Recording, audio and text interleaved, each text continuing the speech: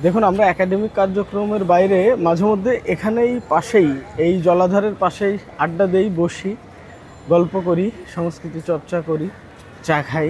তখন হঠাৎ করে মনে হচ্ছিল যে এই যে জলাধারটা অনেক সুন্দর এবং নান্দনিক, কিন্তু এখানে আমরা দেখা যায় অজ্ঞতাবশত অথবা দেখেও না দেখার ভান করে অনেক সময় অনেক প্লাস্টিক বর্জ্য বা অনেক কিছু ফেলে এটা নোংরা করছি, যার কারণে একটা সৌন্দর্য নষ্ট হচ্ছে, কিংবা আমাদের এই আঙিনাটাই অনেক সময় অনেক সৌন্দর্য নষ্ট হয়ে যাচ্ছে।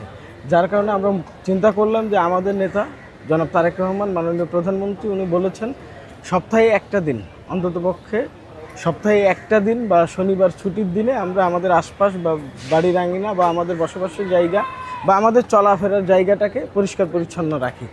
সেই জায়গা থেকেই আসলে উদ্বুদ্ধ হওয়া এবং আমাদের নিজেদের পরিবেশ, আমাদের নিজেদের আঙিনা, আমরা এই বিশ্ববিদ্যালয়ের শিক্ষার্থী, এই জন্য আমরা সকলে মিলে চেষ্টা করেছি এই জলাধারটাকে পরিচ্ছন্ন করা এবং এই জলাধারটাকে আরেকটু সৌন্দর্যমণ্ডিত করার উপলক্ষে আপনারা দেখেছেন যে কমল ফুলের যে চারা আছে, কমল ফুলের চারা আমরা এখানে রোপণ করব। আশাবাদী যে কমল ফুলের সৌন্দর্যে এই জলাধারটি আরও সৌন্দর্যমণ্ডিত হবে।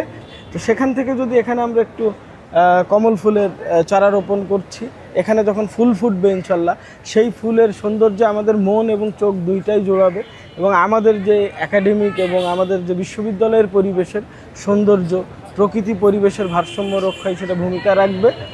তো এই উদ্যোগ থেকেই আমাদের এই আয়োজন।